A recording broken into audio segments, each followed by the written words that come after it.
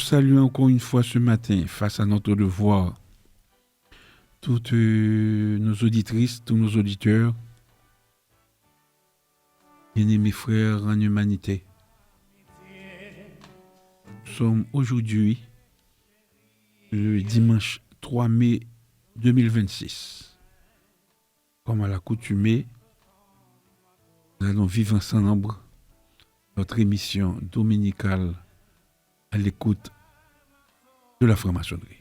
Nous débutons l'émission comme à l'accoutumée avec les paroles de sagesse, toujours tirées de la Bible, le livre des Proverbes, Bible version Louvry second.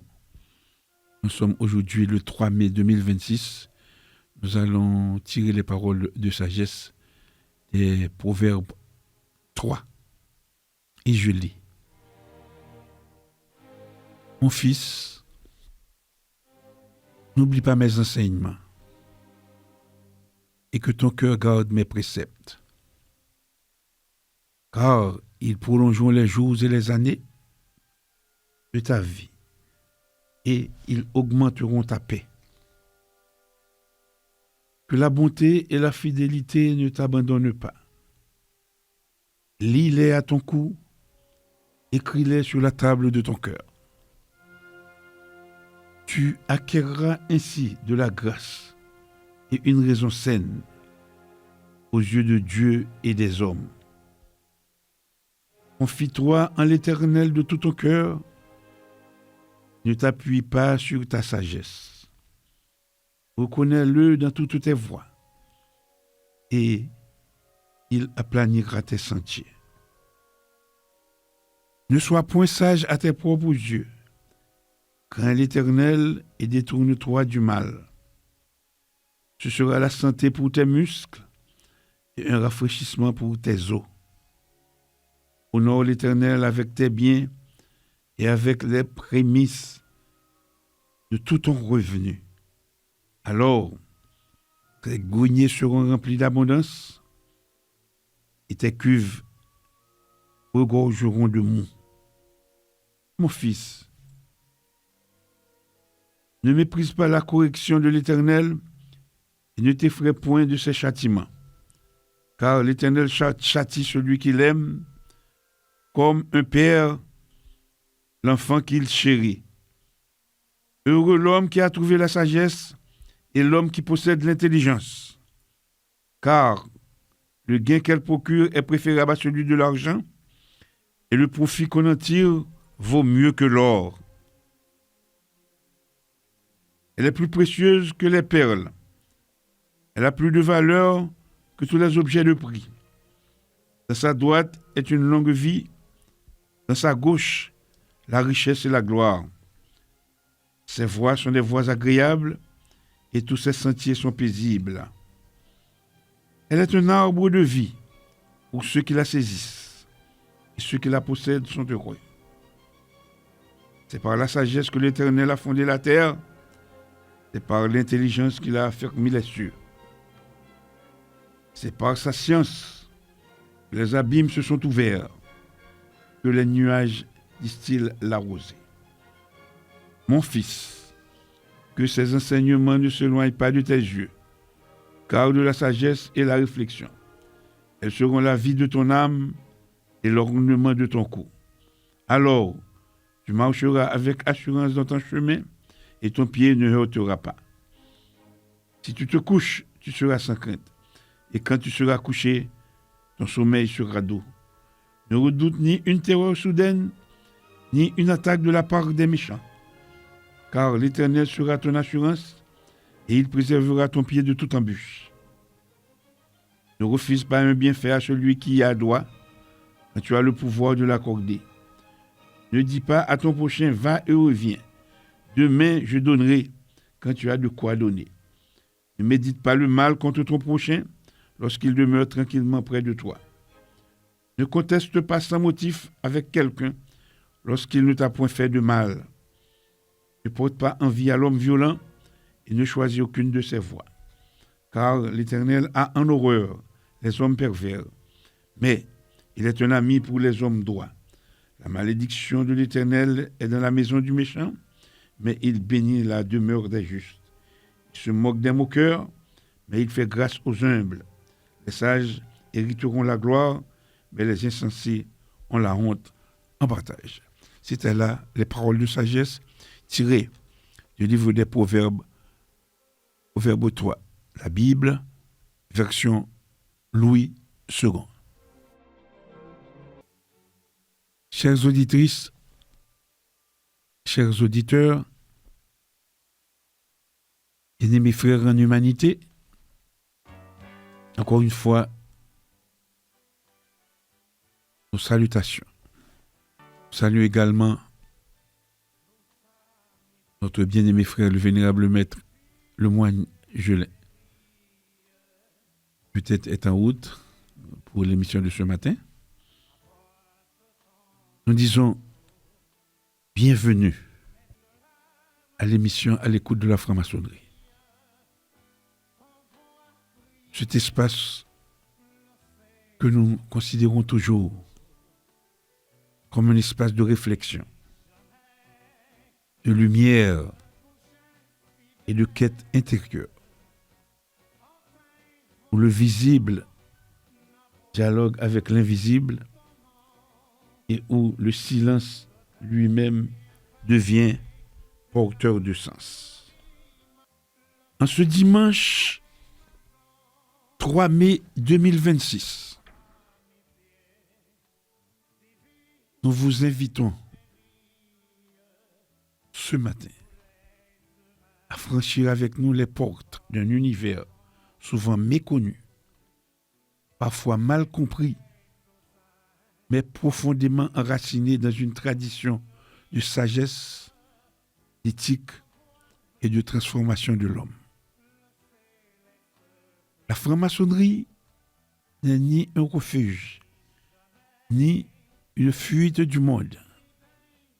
Elle est une école de rigueur intérieure, une discipline de l'âme, un engagement lucide au service de l'élévation de l'être humain et de la société.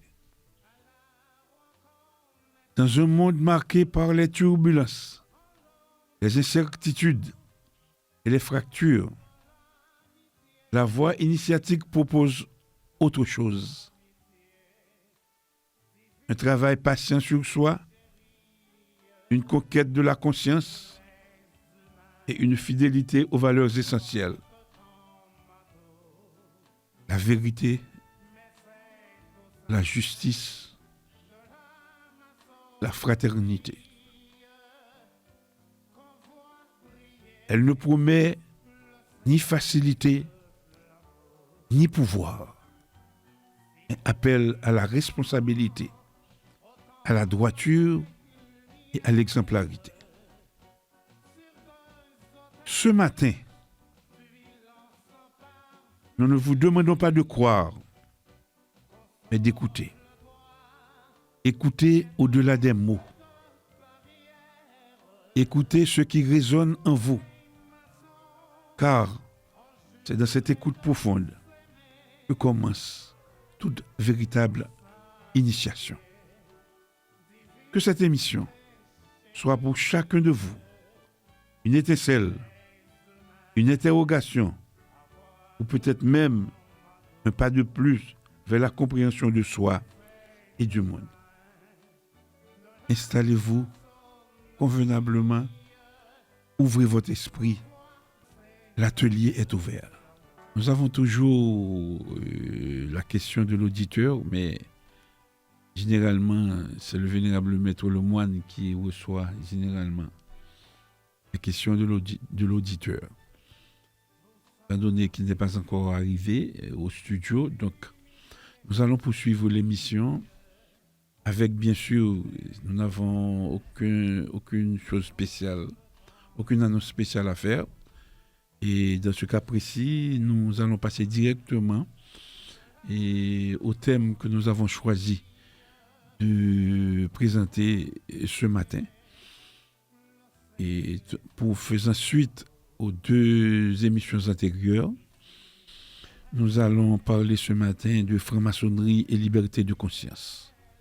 En fait, la franc-maçonnerie conçoit la liberté de conscience comme l'un de ses piliers fondamentaux. Mais dans un sens beaucoup plus exigeant et structuré que la simple liberté d'opinion. Elle représente avant tout une liberté intérieure. En ce sens, pour la franc-maçonnerie, la liberté de conscience ne se réduit pas à penser ce que l'on veut, mais elle implique une émancipation intérieure, se libérer des dogmes imposés, dépasser les conditionnements sociaux, religieux ou politiques, et surtout apprendre à penser par soi-même avec rigueur. Et ce principe s'inscrit dans l'héritage des Lumières, où la raison, la réflexion critique et la dignité humaine sont centrales. Mais je dirais attention, cette liberté n'est pas anarchique. Elle suppose un travail constant sur soi-même. La liberté de conscience pour la franc-maçonnerie est aussi considérée comme une liberté encadrée par la quête de vérité. Ainsi donc, dans la démarche maçonnique, la liberté de conscience est indissociable de la recherche de la vérité. Et cela signifie que toutes les opinions ne se valent pas automatiquement. La pensée doit être confrontée, argumentée, éprouvée et surtout orientée vers l'élévation morale et spirituelle. Le franc-maçon est donc libre, mais responsable de ce qu'il pense. Parlant de liberté de conscience en franc-maçonnerie, nous parlons aussi de tolérance, mais pas de relativisme absolu. La franc-maçonnerie prône en effet une grande tolérance. Respect des croyances religieuses, coexistence de visions philosophiques diverses, refus du fanatisme. Mais cette tolérance, elle a une limite claire. La liberté de conscience ne peut pas servir et en aucun cas ne saurait servir l'intolérance, la haine ou la négation de la dignité humaine. Autrement dit, on peut croire différemment, mais pas n'importe quoi au point de nuire à l'humanité. La liberté de conscience pour la franc-maçonnerie est aussi considérée comme une liberté vécue dans le silence et dans l'écoute. En effet, dans les loges, la liberté de conscience se manifeste aussi par une pratique particulière. Chacun peut s'exprimer sans être interrompu. Les débats ne visent pas à convaincre, mais à éclairer. Et le silence est utilisé comme outil de maturation intérieure. C'est une liberté qui s'exerce dans la discipline du verbe, pas dans le bruit des opinions. Et ceci nous amène à considérer une dimension spirituelle. Certaines obédiences maçonniques demande la croyance en un principe supérieur, souvent appelé grand architecte de l'univers. D'autres aussi sont totalement adogmatiques. Et dans tous les cas, la liberté de conscience implique que chacun est libre dans sa relation au sacré, sans imposition d'une vérité religieuse unique. En résumé, la liberté de conscience en franc-maçonnerie n'est pas une liberté de croire ou penser sans limite ni exigence, mais plutôt une discipline de l'esprit, une responsabilité morale, une quête permanente de vérité et d'élévation. Pour être beaucoup plus percutant, nous dirons ceci. La franc-maçonnerie ne défend pas une liberté de conscience confortable. Elle ne fabrique pas des esprits libres au sens populaire du terme. Elle dérange. Elle bouscule. Elle met à nu. La liberté de conscience n'est pas le droit de penser n'importe quoi. Voilà ce que peut ose dire clairement. Aujourd'hui, on confond liberté et facilité. On croit qu'être libre, c'est avoir une opinion, même ignorante, même haineuse, même creuse. La franc-maçonnerie dit exactement l'inverse. Si ta pensée n'est pas travaillée, elle n'est pas libre. Elle est conditionnée. Héritière des Lumières, elle pose une exigence radicale. Ta conscience doit être conquise, pas héritée, pas répétée, pas subie. Et cela implique une vérité dérangeante. Tout le monde n'est pas libre, même s'il le croit. Car répéter une religion sans la comprendre n'est pas une liberté. Défendre une idéologie sans la questionner n'est pas une liberté. Suivre une foule sans recul n'est pas une liberté. C'est une servitude déguisée. Mais attention. Et c'est là que le choc est nécessaire. Bonjour, vénérable Lemoine. Bonjour, Sérénissime Grand Maître.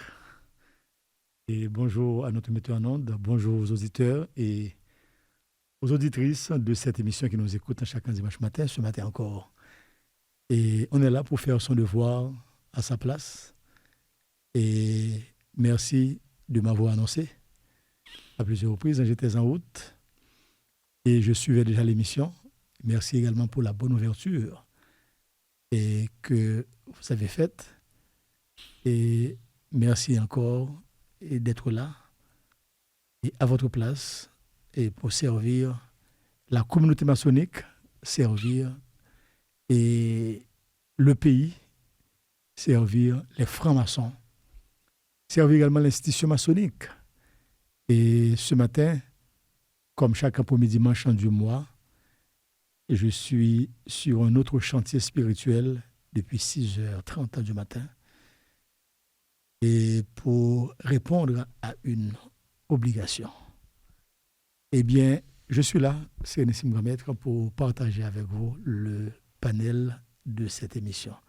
Je regrette infiniment que je sois arrivé en retard et la question de l'auditeur me paraissait tellement importante, je voulais quand même qu'on en discutait. Et il est question de responsabilité collective. Quel est le sens initiatique de la responsabilité collective. Donc, à votre guise, vous pouvez toujours continuer avec le sujet que vous commencez.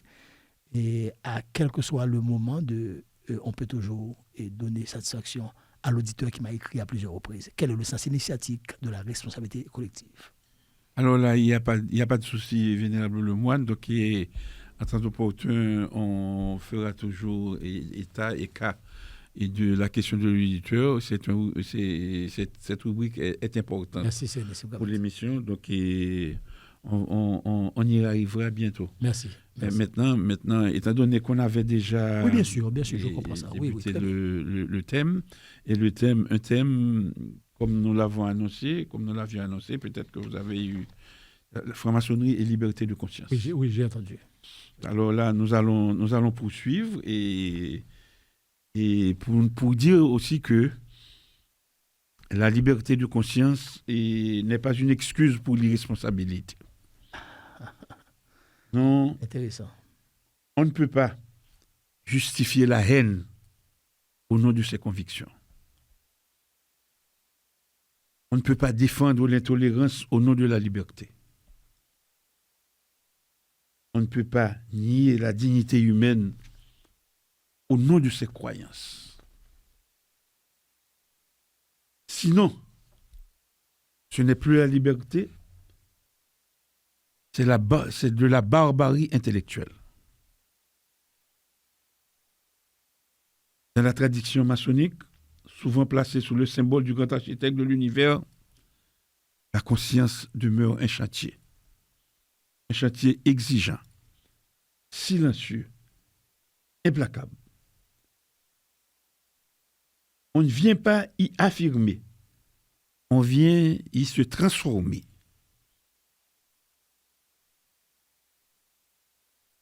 En fait et en définitif, la franc-maçonnerie ne promet pas la liberté de penser. Elle impose le devoir de penser juste. Et cela,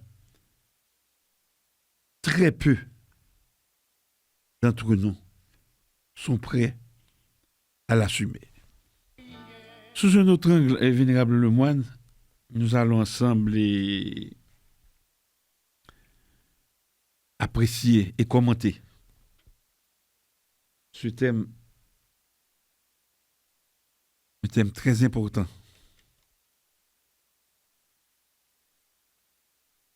La liberté de conscience. Mais nous allons le voir sous un autre angle. La liberté de conscience ou le refus de la lâcheté organisée.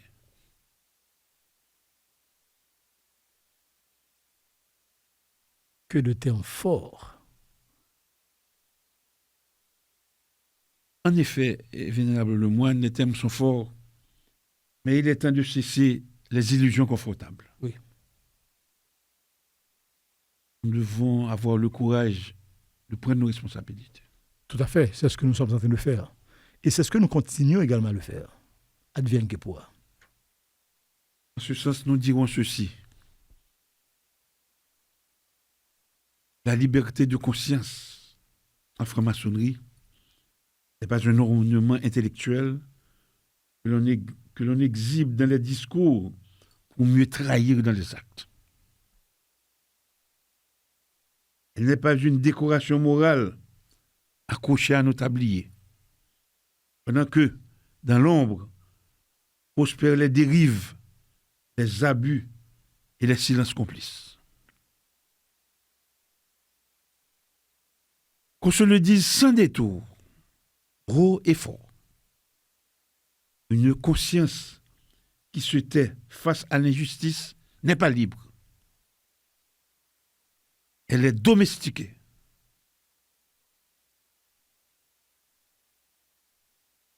Trop de frères aujourd'hui confondent prudence et lâcheté.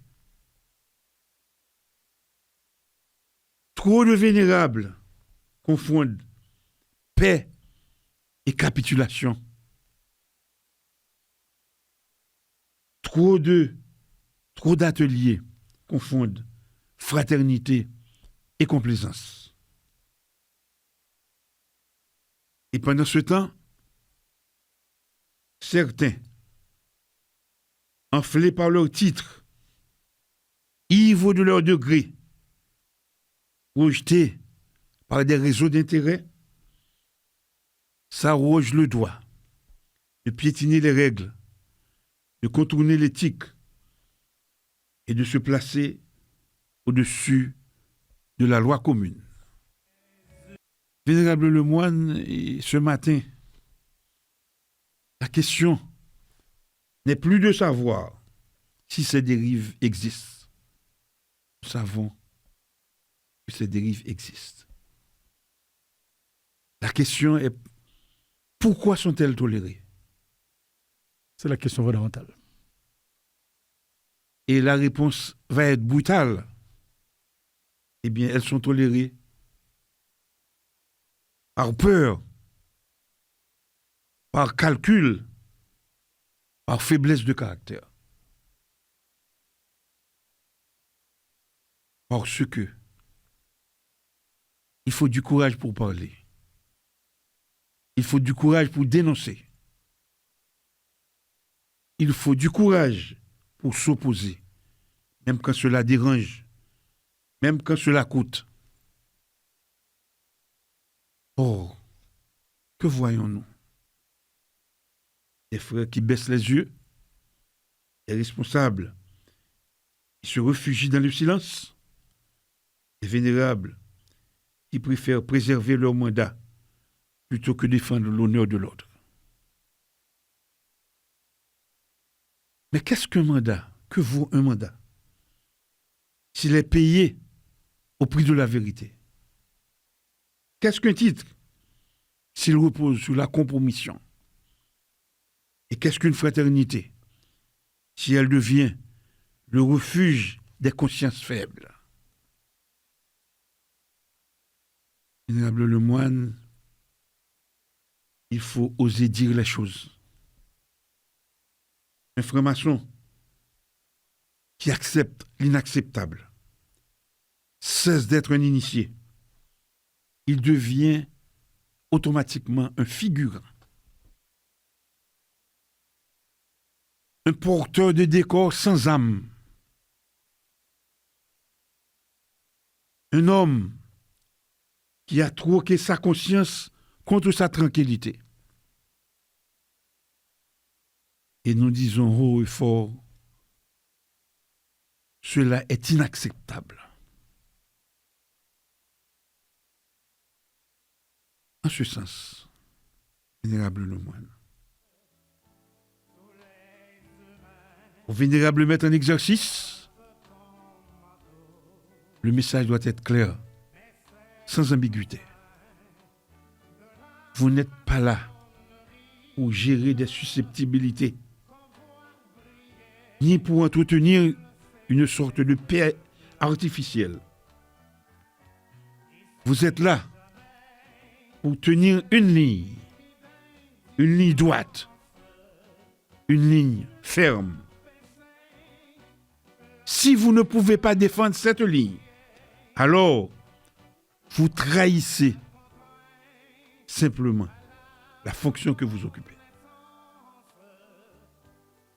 Et à tous les frères, quel que soit leur degré, quelle que soit leur ancienneté, cessez de vous cacher derrière les autres. Cessez d'attendre que quelqu'un parle à votre place. Cessez de croire que votre silence vous protège. Votre silence, au contraire, vous accuse. Car l'initiation n'est pas un refuge pour les timides. Elle n'est pas un abri pour les consciences hésitantes. Elle est une épreuve de vérité. Et cette vérité est simple. Si vous voyez une dérive et que vous vous taisez, vous en devenez partie prenante. Il n'y a pas de neutralité dans l'injustice. Je le reprends pour vous, mes frères. Il n'y a pas de neutralité dans l'injustice. Il n'y a que des positions assumées ou des renoncements. Ou bien vous assumez vos positions, ou bien vous en renoncez.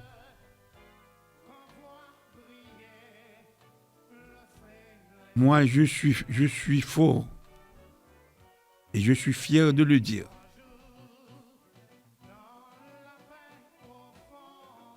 Vénérable Lemoine, la franc-maçonnerie n'a jamais été faite pour produire des hommes soumis.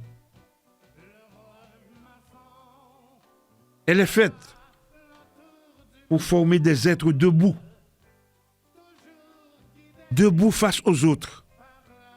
Debout face aux abus. Debout face à eux-mêmes.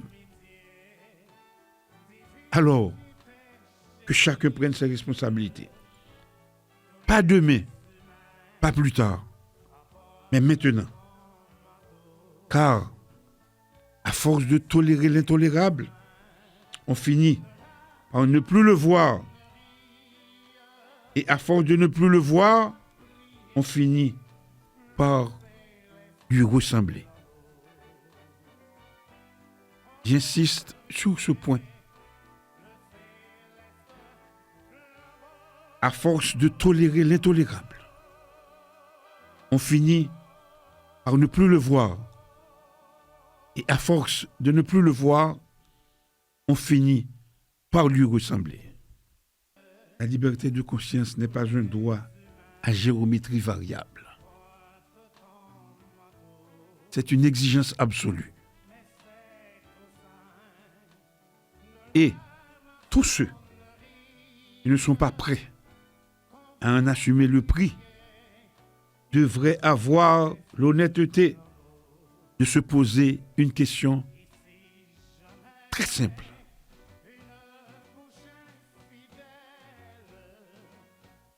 Que font-ils encore dans une voie qui exige précisément ce qu'ils refusent d'incarner?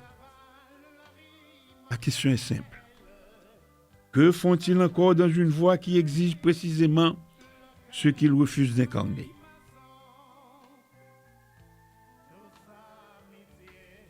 À vous, mes bien-aimés frères, à vous de répondre. Sous un autre vénérable Lemoine, excusez-moi d'être abondant ce matin. Il le faut parce que nous sommes effectivement en train d'éveiller les consciences.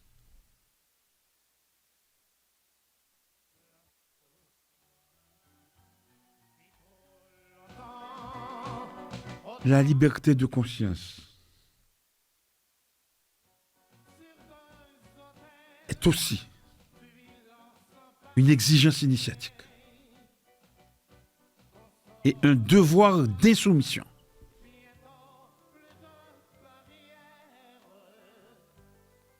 Quand on parle de liberté de conscience en franc-maçonnerie, nous n'évoquons pas un slogan confortable. Et nous ne nous réfugions pas derrière une formule noble pour éviter les tensions du réel. C'est au contraire accepter d'entrer dans une zone de responsabilité brûlante où l'homme ne peut plus se cacher, ni derrière les autres, ni derrière les institutions, ni même derrière le silence. Vous savez aussi bien que moi, vénérable Lemoine, et aussi et tous les frères, tous qui m'écoutaient ce matin, la franc-maçonnerie affirme avec force que la conscience de l'homme est souveraine. Elle ne reconnaît aucune autorité qui puisse s'y substituer. Aucun dogme, aucune pression, aucune hiérarchie ne peut légitimement contraindre ce sanctuaire intérieur où se joue la dignité même de l'être humain. Mais cette souveraineté n'est pas un privilège passif. Elle est une charge. Elle oblige. Car une conscience libre qui se tait face à l'injustice cesse d'être libre. Elle devient automatiquement complice. Il faut le dire clairement et sans détour. La liberté de conscience, telle que nous la revendiquons, n'autorise en rien l'indifférence, la lâcheté ou le repli prudent, comme nous l'avions dit tantôt, sous une autre forme. Elle ne donne aucun droit au silence lorsque des dérives s'installent, lorsque certains, grisés par leur titre, leur degré ou leur fonction, en viennent à se croire au-dessus de la loi commune, au-dessus de l'éthique, au-dessus même de l'esprit initiatique qu'ils prétendent incarner. À cet instant précis, le silence n'est plus sagesse. Il devient renoncement. Et parfois, il devient trahison. Un franc-maçon, quel que soit son degré, quel que soit le niveau où il se tient dans l'ordre, ne peut pas se contenter d'observer. Il ne peut pas détourner le regard en espérant que d'autres parleront à sa place. Il ne peut pas invoquer la paix des ateliers ou justifier une paix de façade qui couvrirait des désordres profonds. La paix véritable n'est jamais construite sur le mensonge ou sur la peur. Elle naît de la vérité assumée. Et c'est ici que notre responsabilité devient inévitable. Je le redis encore, je m'adresse encore une fois au vénérable maître en exercice. Je vous le rappelle avec gravité. Vous n'êtes pas les gestionnaires d'un confort collectif. Vous êtes les gardiens d'un feu. Votre rôle n'est pas de préserver les apparences, mais de maintenir l'intégrité. Vous n'avez pas été placé à l'Orient pour éviter les conflits, mais pour garantir que la lumière ne soit pas étouffée par les compromissions. Votre silence, lorsqu'il devrait y avoir parole, pèse plus lourd que celui des autres. Et à tous les frères de la juridiction, sans exception, il convient de dire, l'initiation que vous avez reçue n'est pas un titre honorifique. Elle est une transformation attendue. Elle exige de vous une droiture, une vigilance, une capacité à vous lever intérieurement et parfois extérieurement lorsque l'essentiel est menacé. Il ne suffit pas de porter des symboles, il faut les incarner. Il ne suffit pas de parler de conscience, il faut l'écouter et lui obéir. Car au fond, la question est simple et elle ne peut être évitée. À quoi sert la liberté de conscience si elle ne nous conduit pas à refuser l'inacceptable? Une fraternité qui tolère l'injustice en son sein se fragilise elle-même. Un ordre qui ferme les yeux sur ses propres dérives perd sa légitimité. Et un initié qui abdique de sa conscience renonce à ce qu'il y a de plus sacré. La franc-maçonnerie n'a jamais été, comme nous l'avons dit tantôt, une école de soumission. Elle est une école de verticalité. Et la verticalité ne négocie pas avec la facilité. Que chacun ce matin se tienne donc face à lui-même, sans masque et sans excuse. Que chacun interroge sa propre posture.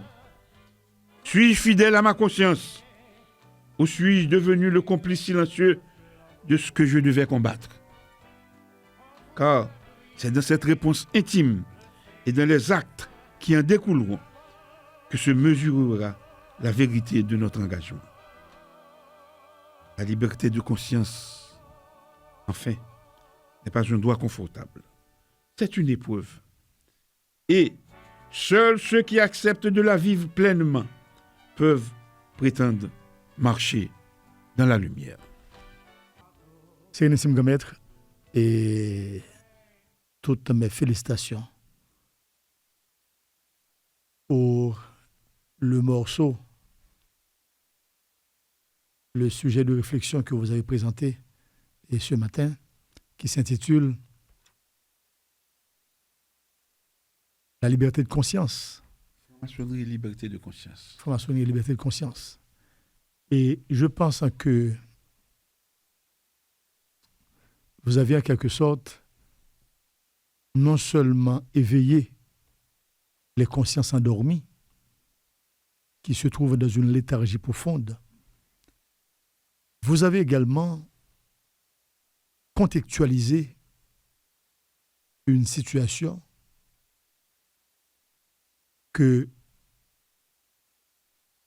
vous appelez confort collectif. Vous avez demandé également à tous ceux qui sont concernés et qui font semblant de ne pas comprendre qu'ils sont concernés, vous avez demandé à ses frères, à ses vénérables maîtres, à ses membres de la juridiction, d'assumer pleinement leurs responsabilités. Et j'ai apprécié quand vous avez dit que la franc-maçonnerie n'est pas une école de soumission, mais plutôt une école de verticalité. Et je suis bien aise quand vous avez également dit que la franc-maçonnerie n'est pas un droit à géométrie variable. On n'a pas à faire semblant. On n'a pas à garder silence là où il faut prendre sa position.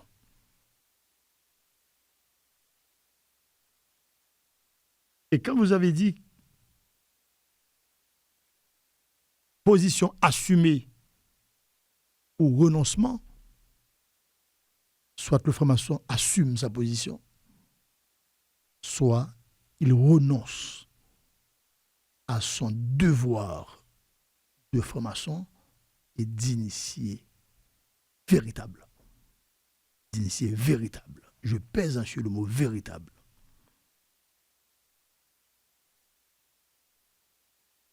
À vous écouter parler, Sérénissime Grand-Maître, vous avez non seulement, aujourd'hui, vous avez non seulement fait preuve de plus de sévérité dans les propos, mais vous avez également fait preuve de plus de sincérité dans les propos. Sévérité et sincérité. Ce que vous dites sort de votre sincérité, du cœur, parce que vous parlez en connaissance de cause. Comment faut-il vouloir, comment doit-on vouloir, comment ose-t-on vouloir garder un mandat de vénérable maître pendant que vous faites complice d'une situation que vous refusez de dénoncer et que vous restez carrément dans un confort que vous estimez être un confort et qui ne l'est pas en réalité parce que vous êtes en train de vous faire complice d'une situation qui se dégénère. Comment peut-on accepter l'inacceptable, comme vous avez si bien dit, c'est Nissim Grand-Maître, Donc, le texte sur lequel je fais mes commentaires et ce matin, à l'heure de cette émission, c'est justement pour vous dire, Sérénissime Grand Maître, que chacun doit assumer ses responsabilités. Vous avez assumé votre responsabilité. Comme vous l'aviez également assumé quand vous étiez Sérénissime Grand Maître en fonction, et que le meilleur assembleur que vous avez fait circuler dans tous les Orients, dans tous les districts maçonniques et dans tous les coins géographiques où se trouvent les francs-maçons, vous avez assumé votre responsabilité à un moment où il était question de division qui gangrénait l'institution. Vous avez assumé votre responsabilité pendant que vous aviez accepté librement, sans contrainte, de céder votre place au Sérénissime Grand Maître et André-Jean Gilles, que je salue, pour son honorabilité, sa magnanimité.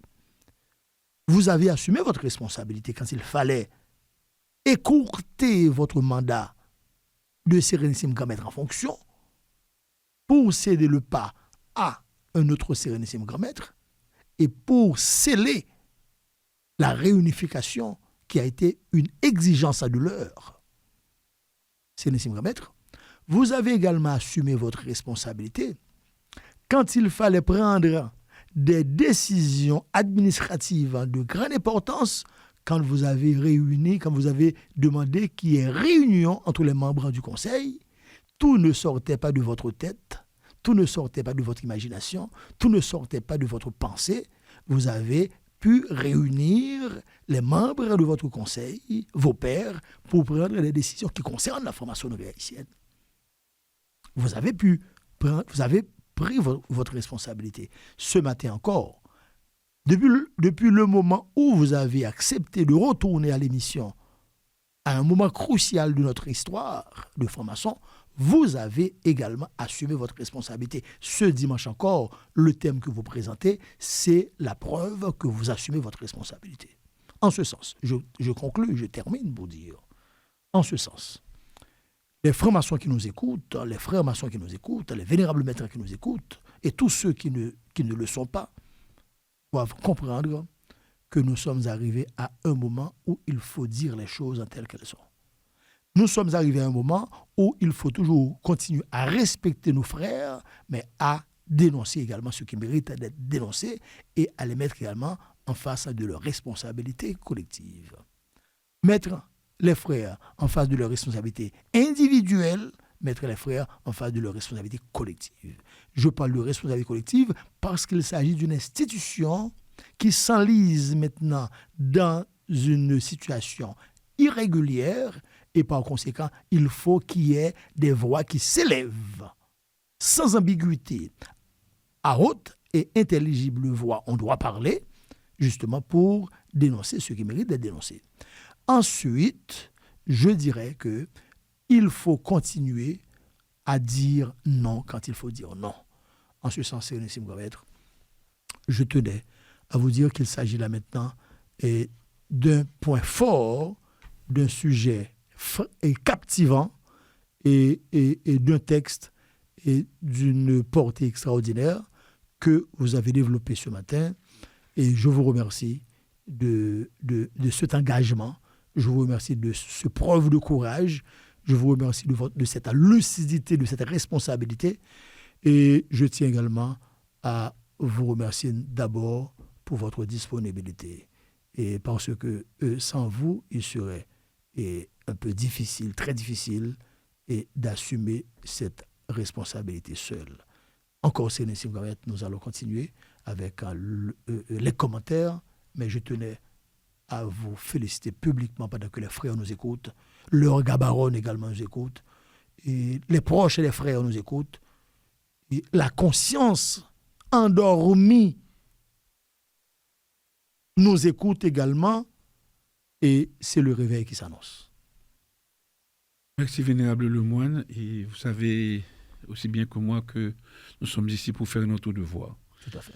Nous le ferons et à chaque fois que l'occasion se présente, nous continuerons à faire notre devoir, sans peur, sans crainte.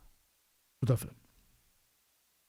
En fait, en termes de commentaires, c'est vrai que souvent, on parle de liberté de conscience, mais nous devons être honnêtes, Vénérable Lemoine.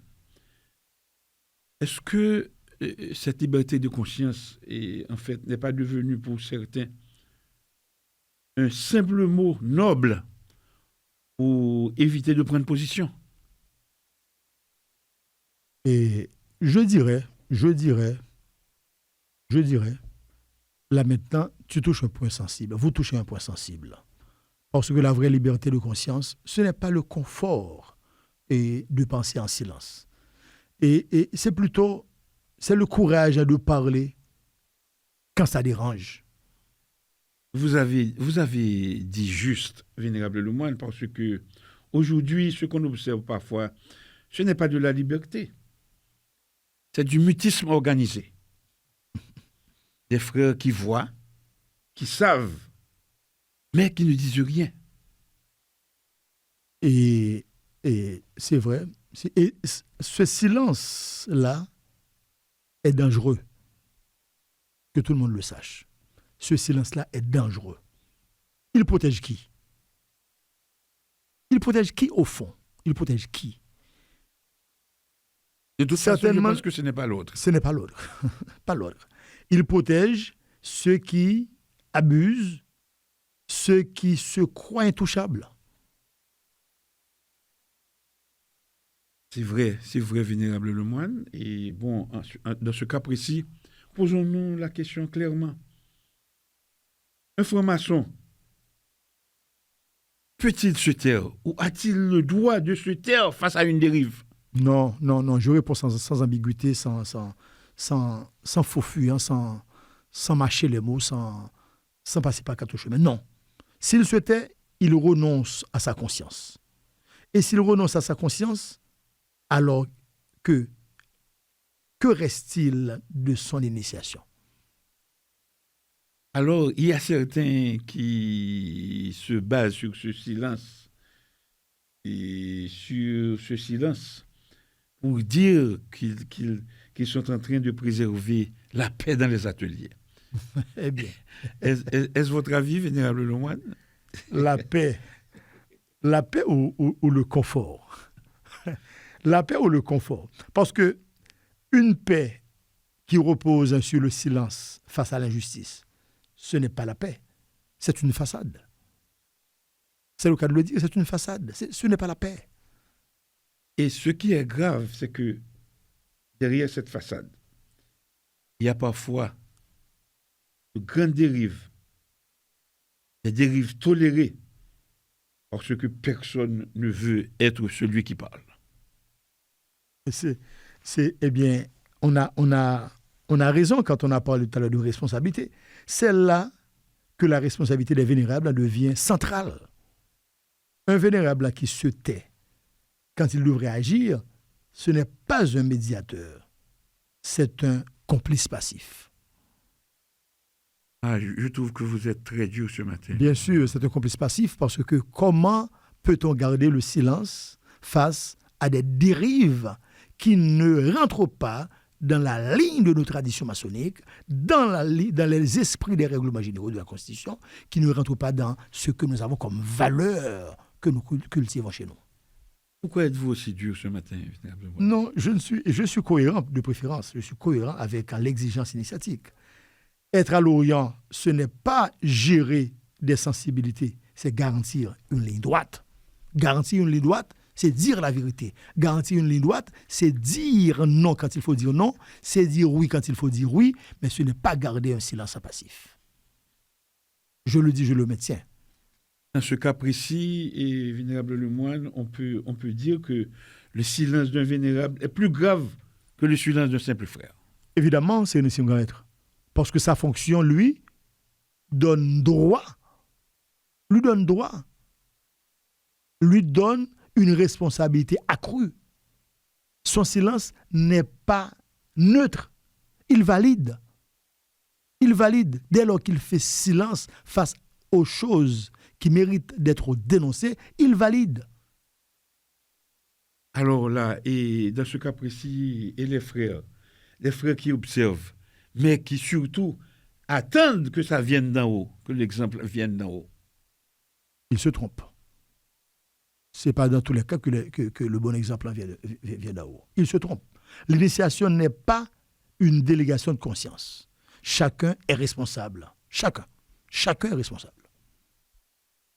Donc, il n'est plus question, comme vous venez de le dire, de le souligner, on ne peut plus se cacher derrière les grades, ni derrière les fonctions. Non, absolument pas. Absolument pas. Le grade ne protège pas. Il expose, au contraire. Et plus on monte, plus on doit être irréprochable. Plus on monte, plus on doit être irréprochable. C'est sûr, vénérable Lemoine. Alors, dans ce cas, que doit-on dire de frère maçon qui voit une injustice et qui se tait? Eh bien, ce frère maçon devient automatiquement partie du problème. C'est très violent ce que vous dites. Oui, il devient partie du problème parce qu'il a le mot à placer pour résoudre le problème. Quand il ne dit absolument rien, il devient automatiquement partie du problème, il se fait complice passif. Mon Dieu. Oui, oui, parce que c'est la réalité, c'est la réalité. Il n'y a pas de neutralité face à l'inacceptable à Sérénissime Grand Maître. Il y a des choix et chaque silence est un choix. Chaque silence est un choix. Que tout le monde le sache, que tout le monde le comprenne ainsi et que tout le monde médite à partir de ce aujourd'hui. Donc on va refaire la question que nous avons faite tout à l'heure et à l'intérieur du texte.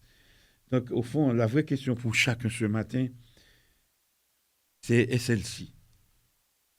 Est-ce que je suis fidèle à ma conscience ou est-ce que je la négocie? Voilà.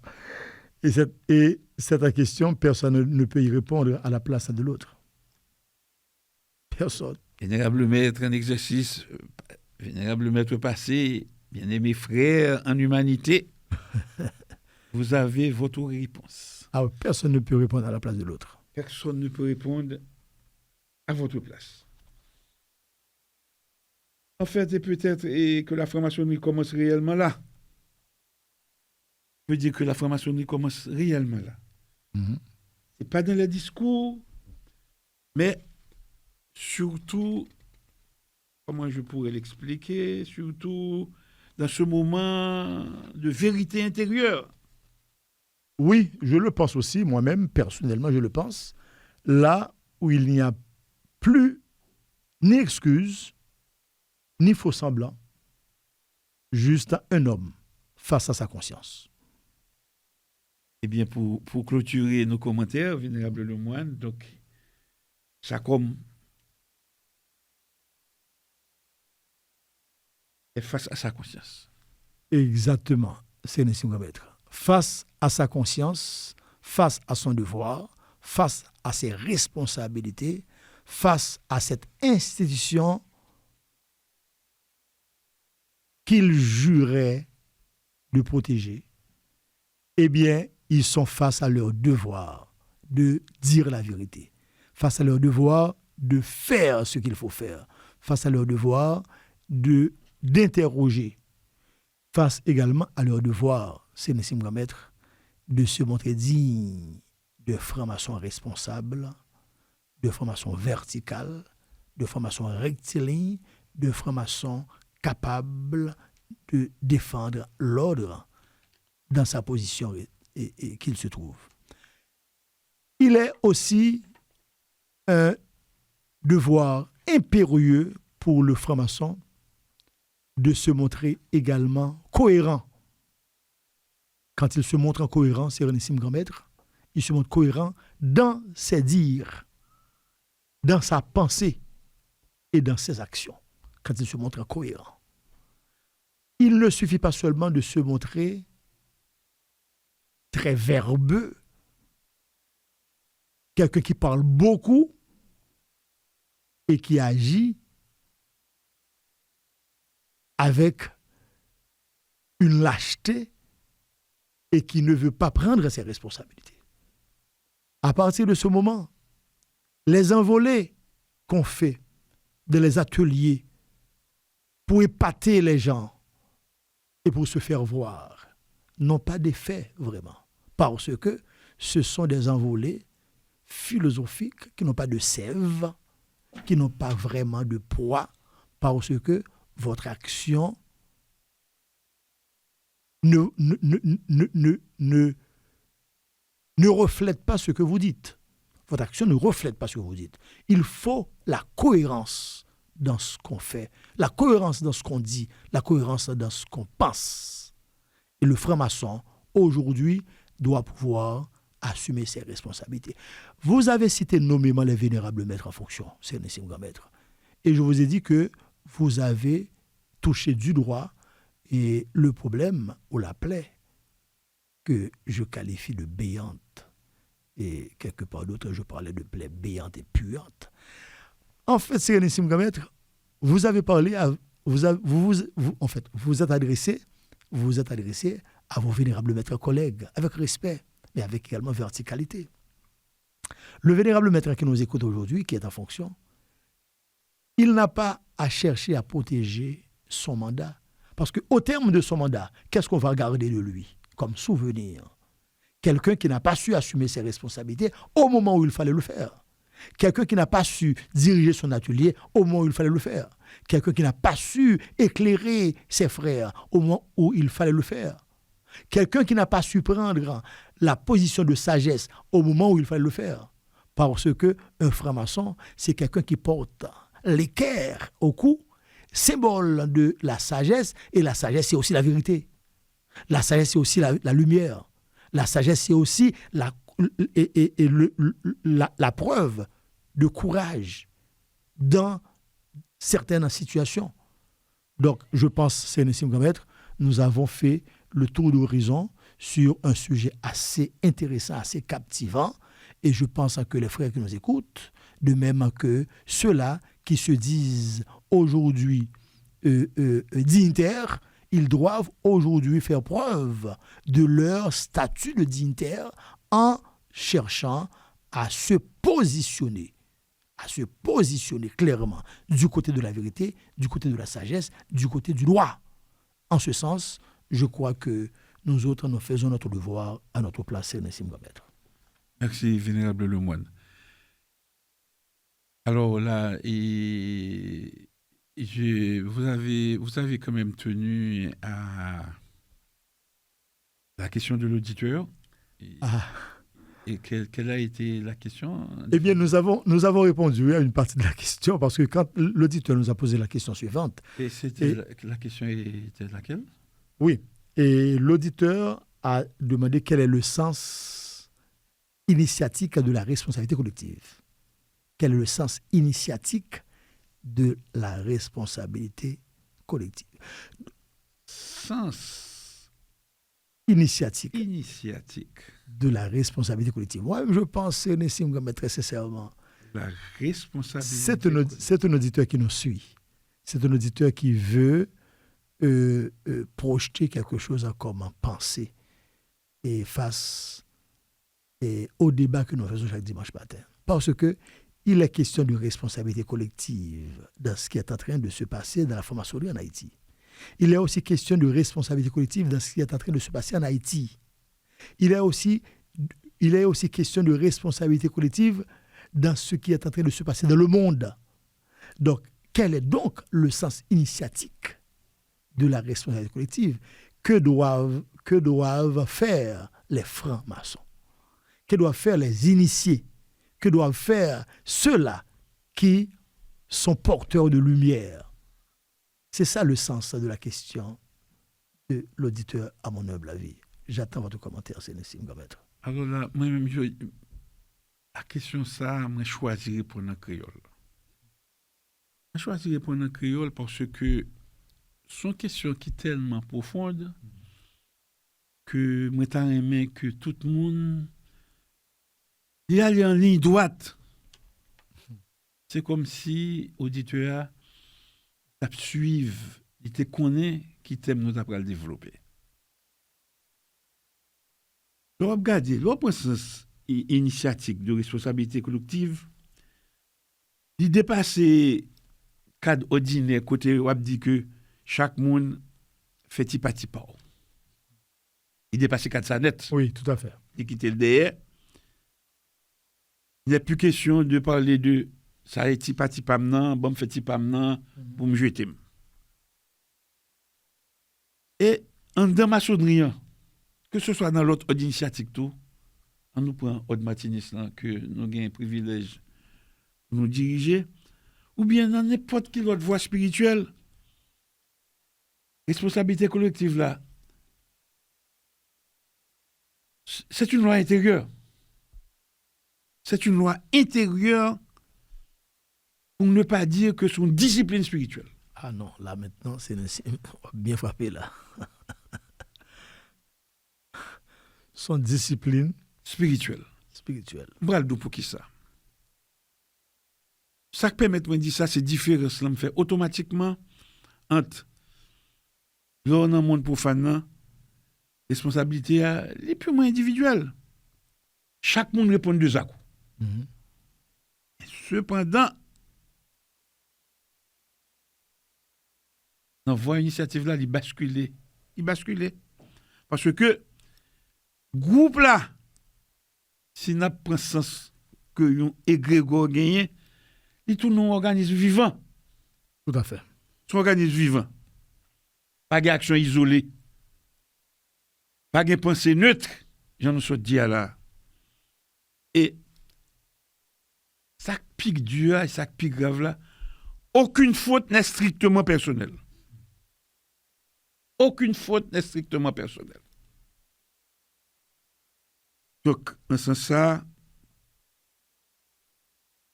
initié que nous supposons comprendre que nous fait pour nous comprendre que nous c'est une cellule liée dans le corps. Exactement. Et une cellule malade, c'est tout corps qui a souffert. C'est tout corps qui a souffert.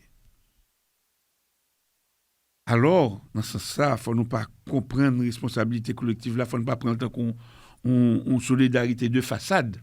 C'est comme si Mdadou, auditeur, il connaît qui ça nous t'a parlé. C'est un auditeur qui nous suit, c'est ce que je crois comprendre. Parce que c'est vrai, nous dit à travers le thème, à travers le texte là, que il n'y a pas une solidarité de façade, responsabilité collective là. Au contraire, on a parlé de une interdépendance et une interdépendance ontologique. Par exemple, nous devons aller plus loin. Ouais.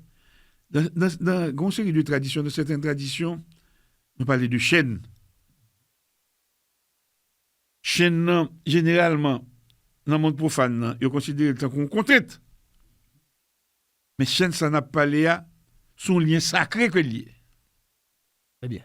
Son lien sacré. Et chaque initié dans le cas ça, il hérité de un héritage symbolique, il influencé l'équilibre groupe là, et il a participé tout dans une œuvre qui dépasse elle. Pour qui ça œuvre la dépasse lui parce que œuvre la pas pour lui seulement, et il pas ta foutu fait œuvre ça pour contre lui. Donc œuvre la vient plus gros que lui. Alors là, on responsabilité ça, mais qui sont fait pour rompre ça après l'harmonie invisible. Oh. L'harmonie invisible. C'est ça que fait, n'a pour prendre encore pour tout vénérable nous, pour tout frère nous, que le silence dans ça, la parole, l'attitude, tout gagne poids dans la balance.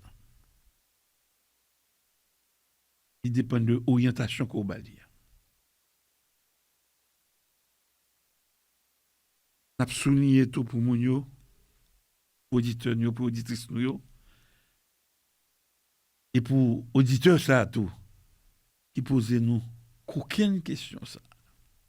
L'auditeur intelligent averti, avisé. N'a dit que responsabilité que n'a parlé à, il constitue une puissance, mais elle pas constitue une contrainte. Soit pour une lecture morale classique, l'abdou que responsabilité collective initiatique là, il n'est pas en limitation. Il n'est pas en limitation. C'est une montée en puissance. Nous parlons d'une montée en puissance. Parce que ça, initié, il ne peut pas travailler uniquement seul, il ne peut pas travailler uniquement pour tête, mais il a parlé pour un groupe. Il travaille pour un groupe, il travaille pour la tradition, il travaille pour construire l'humanité au sens symbolique. Alors, ça a changé automatiquement posture intérieure. C'est ça que fait n'a dit que chaque monde met deal ensemble avec moi. Je ne suis plus libre de faire n'importe quoi parce que je suis devenu capable d'agir avec justesse.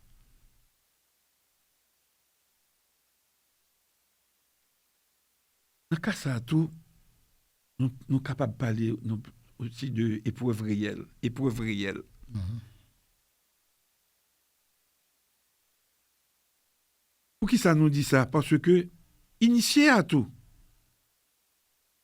l'irresponsable, oui, faiblesse groupe là.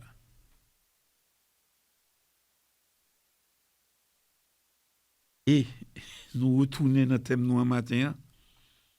Là, nous dit l'irresponsable faiblesse groupe ça, c'est pas en culpabilité. Et c'est en conscience. En conscience. C'est en conscience. Peut-être qui ça nous dit que c'est en conscience.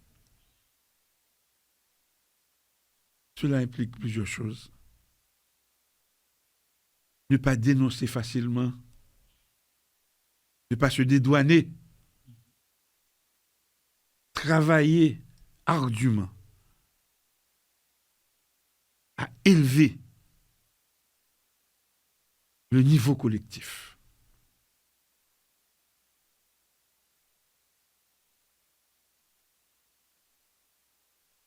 Nous sommes capables d'aller plus loin toujours. Humblement. Nous allons dire là, ça remet que de prêter attention à lui.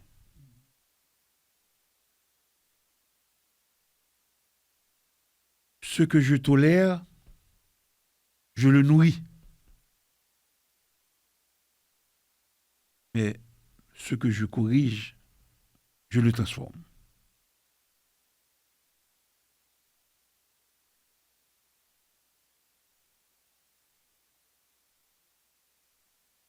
Nous pouvons dire aussi que dans sa forme la plus profonde, la responsabilité collective initiatique affirme ceci. Il n'y a pas les autres. Il n'y a pas les autres. Il n'y a que des degrés de conscience différents.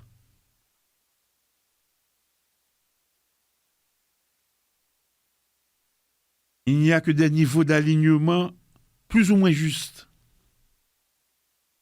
Donc, on va juger ou affaiblir le collectif là. Mais on va agir avec justesse et dans la vérité. C'est renforcer.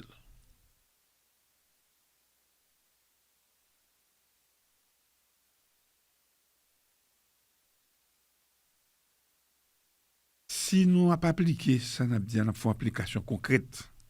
La société pas loin. On a dit corruption, il n'est pas seulement un problème politique.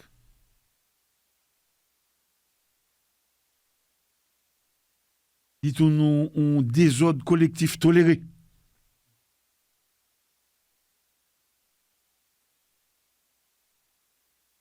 Pour qu'il ça survive, c'est parce que, à un niveau ou à un autre, ils ont accepté.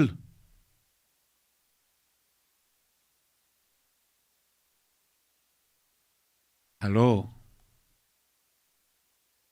après appeler pour frère Mio, que tout le monde a dénoncé sans pas incarner changement, eh bien, il a participé dans des ordres là tout. Tout à fait. Je le crois aussi. Son idée qui dure, mais son idée qui initiatiquement cohérente. Et demander tout frère pour vous comprendre. En résumé, pour nous finir avec question auditeur, je dirais ceci, vénérable le moine. La responsabilité collective est la conscience que rien de ce que je suis, pense ou fais ne m'appartient totalement. Car tout participe à l'équilibre ou au déséquilibre du tout. Je crois avoir répondu à l'auditeur. C'est Nessim Gomettre. Et vous avez répondu en créole et vous avez dit beaucoup de choses. Vous avez non seulement répondu à la préoccupation de l'auditeur dans sa question pertinente, et vous avez également répondu à une préoccupation générale. Celle de tout cela piqué d'une curiosité intellectuelle. Dans le sens que tout le monde voudrait comprendre le bien fondé de la question de l'auditeur à partir de cette question de responsabilité collective pour un initié. Le sens initiatique de la responsabilité collective. J'en parlais, j'en entrais dans le sujet. Laissez-moi croire, moi-même, m'apprendre à pile la donne tout. Laissez-moi croire que je ne dis là, toute tentative pour fuir responsabilité, comprendre que m'a cherché ti pam nan, m'a géré ti pam nan, l'autre yo mettre couler, eh bien, ces gars doivent garder ou couler ensemble tout l'autre monde. Et leur couler ensemble tout l'autre monde ou capable de dernier monde qui a levé. Quand dernier monde qui a levé parce que et couler pour là les mêmes c'est pour ne pas dire qu'on n'a pas levé du tout. Pas levé du tout. Donc c'est pour vous dire, c'est Nessim Gomettre, vous avez répondu amplement à la question de l'auditeur. Je choisis de ne pas dire grande chose après vous avoir écouté. Parce que non seulement vous avez tout dit, vous avez embrassé l'essentiel des faits, et je choisis de ne pas faire trop de commentaires. Sinon, que de vous dire, et le dire également à mes auditeurs, c'est Nessim Gomettre, il y a un grand philosophe, un grand sociologue, un grand intellectuel, connu sous le nom de Hans Kelsen,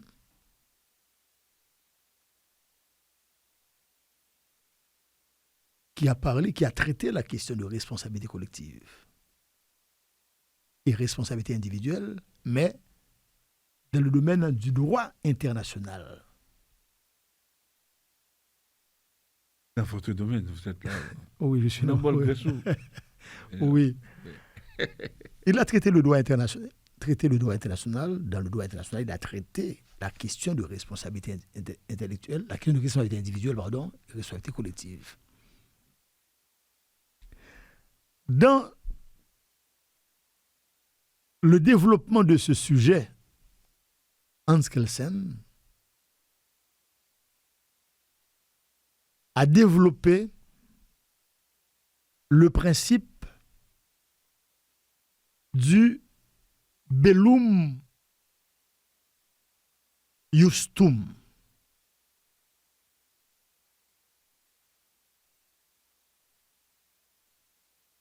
guerre juste. Ce principe, bellum justum, c'est le principe de la guerre juste. Il y a des guerres justes.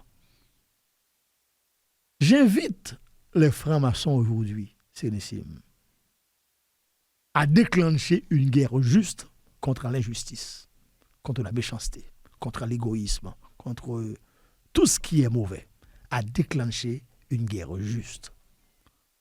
Contre ce qui est considéré comme des faux semblants. Contre tout ce qui est en train de se mijoter comme plan de rester au timon des affaires, sans légitimité, sans autorité, sans crédibilité. Déclencher une guerre juste suivant le principe du bellum justum. Développer la guerre juste. Développer une guerre juste. Ce que nous sommes en train de faire là maintenant, au micro, c'est une guerre juste. Maintenant, quand on prend le mot guerre dans son sens restreint, on voit guerre qui fait couler des larmes, qui fait souffrir, qui nuit à la stabilité sociale, à la stabilité en général. Quand on prend le mot de la guerre, guerre. Mais quand on prend le principe de guerre juste, défini par Hans Kelsen, c'est une guerre contre tout ce qui peut nuire à la bonne marche de la société mondiale, à la bonne marche de l'humanité, à la bonne marche des familles, à la bonne marche individuelle, à la bonne marche collective. C'est ce que nous sommes en train de dire, parlant de responsabilité collective. J'invite aujourd'hui les francs-maçons à enclencher une guerre juste. Une guerre juste contre l'injustice pratiquée au sein du Grand Orient, contre l'injustice pratiquée par le passé sérénissime grand maître Malherbe Jacquet, contre l'injustice pratiquée par certains de ses collaborateurs immédiats, contre l'injustice, la violation des principes, une guerre juste contre tout ce qui est mauvais, une guerre juste contre tout ce qui peut détruire cette institution datant de 1824, tout ce qui peut nuire au fondement de l'ordre, tout ce qui peut nuire, je dirais, à cette institution que nous considérons comme notre alma mater. Que nous considérons comme notre alma mater. Nous devons la protéger, cette institution. Nous devons la sauvegarder, cette institution. Nous devons la garder intacte, cette institution. Et pour la garder intacte, il ne faut pas toucher à ses fondements si nous ne nous réunissons pas dans une assise prévue par les règlements généraux, par la Constitution, par nos us et coutumes, pour décider telle ou telle autre chose. Mais un changement fondamental ne doit pas sortir d'une seule tête, une grosse tête qui se croit tout savoir et qui peut se permettre de faire n'importe quoi. Il faut enclencher cette guerre juste. Le principe du bellum justum. Merci, Sénésim Grand Maître. Merci, Vénérable Lemoine, et j'espère que l'auditeur a été servi. Et c'est avec plaisir que nous recevons les prochains auditeurs, les prochaines questions. Et nous sommes là au nom de la vérité. Et nous continuerons à faire notre devoir. Tout à fait, Sénésim Grand Maître. C'est un engagement. Chers auditrices, chers auditeurs, Vénérable Lemoine, bien-aimés frères en humanité, nous sommes arrivés au moment précis où nous devons passer à la pensée quotidienne. Cette pensée quotidienne toujours tirée du livre des pensées quotidiennes du maître Omram Mikhaël Aïvanov pour ce dimanche 3 mai 2026. Et je lis. Efforcez-vous d'être fidèle à votre idéal. Sinon, vous perdrez la confiance des esprits lumineux du monde invisible. Ils vous observent. Et s'ils voient que vous trahissez cet idéal, ils ne vous estiment plus, ils ne vous apprécient plus, ils ne vous soutiennent plus. Vous direz, mais est-ce grave? Oui, car une fois livré uniquement à vos propres ressources, vous ne pourrez pas réaliser grand de choses. On peut aimer le changement, avoir un jour une activité, le lendemain une autre. Il n'y a rien de mauvais à cela. Ce qu'il ne faut pas, c'est changer d'orientation intérieure, abandonner le chemin de la lumière. On peut accepter la diversité extérieure, mais tout en maintenant l'unité intérieure. C'était la pensée quotidienne du jour, tirée de l'ouvrage La pensée quotidienne du maître Omram Mikhaël Aïvanov. Pensée que nous ne commentons.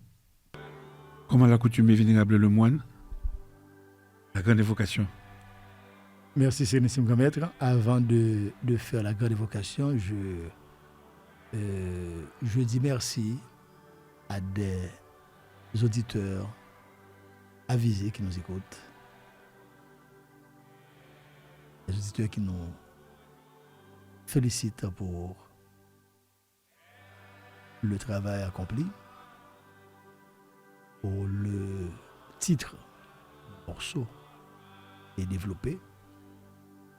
Et il y a un de nos auditeurs, le frère Marc Lessemé, qui nous dit que le grand Cicéron a également développé le thème guerre juste.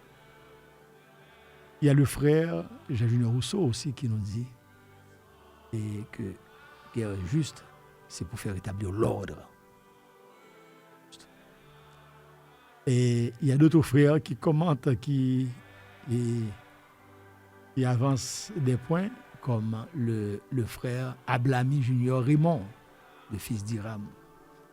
Ils sont nombreux à nous écouter, c'est un maître. Je salue tous ces bien-aimés frères, que je ne cite pas nommément, parce qu'ils sont nombreux à nous écouter et à nous faire des commentaires assez intéressants. La prière de fermeture. Du point de lumière de la pensée de Dieu, que la lumière afflue de la pensée des hommes, que la lumière descende sur la terre. Du point d'amour dans le cœur de Dieu, que l'amour afflue dans le cœur des hommes, puisse le Christ à revenir sur terre. Du centre où la volonté de Dieu est connue, que le dessein guide le faible vouloir des hommes, le dessein que les maîtres connaissent et servent. Du centre que nous appelons la race des hommes, que le plan d'amour et de lumière s'épanouisse, et puisse-t-il sceller la porte de la demeure du mal. Que lumière, amour et puissance restaurent le plan sur la terre.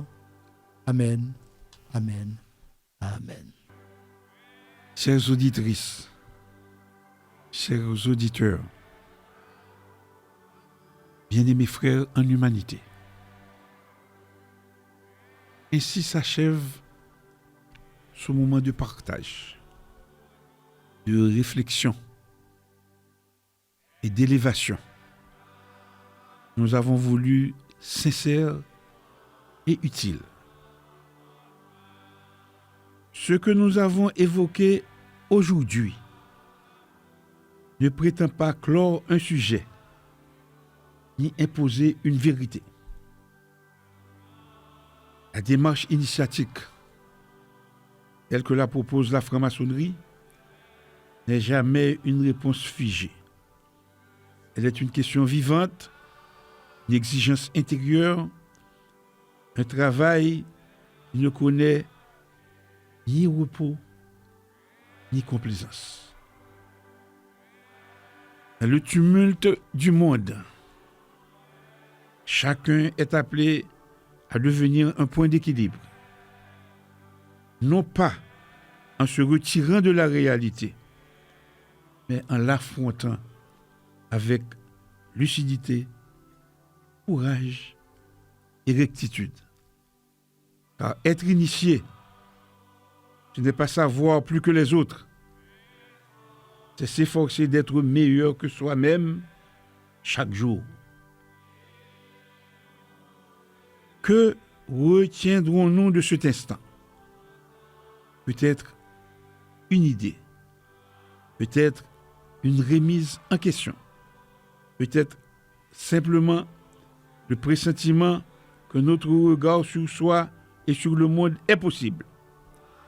Si tel est le cas, alors le travail a commencé.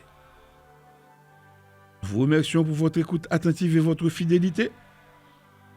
Continuez à interroger, à chercher, à construire. Car au-delà des mots, c'est bien dans l'action juste que se mesure la véritable valeur de l'homme. Sur ces mots, nous refermons symboliquement les portes de l'atelier. Mais que la lumière, elle, demeure en chacun de vous. Bon dimanche et bonne semaine à vous toutes et à vous tous. Et à dimanche prochain pour une nouvelle émission à l'écoute de la franc-maçonnerie. Bon dimanche également à vous tous et à vous toutes. Je tiens, avant de clore, de mon côté, avant de dire à tout le monde vraiment et au revoir, je tiens d'abord à saluer les membres du Suprême Conseil des 33e d'Haïti de 1836 qui se sont réunis hier en leur temple sacré sous la direction du très puissant souverain grand commandeur Ronald G. Décembre et ont développé une thématique spirituelle de haut niveau de conscience universelle. Félicitations au très puissant souverain grand commandeur Ronald G. Décembre, aux membres de son conseil, également à tous les membres du Suprême Conseil des 33e d'Haïti de 1836 qui s'étaient réunis hier pour une tenue extraordinaire. Merci encore à vous tous. Merci à vous, Sérénissime Grand Maître, pour le morceau, encore une fois. Merci à notre metteur en ondes. Merci à vous tous et à vous toutes. Merci à tous ceux qui nous écoutent. Et je fais une salutation collective, vu l'heure avancée. Encore, bon dimanche, bonne semaine, sous la protection du grand architecte de l'univers. Allez. Merci aussi à vous, Vénérable Maître.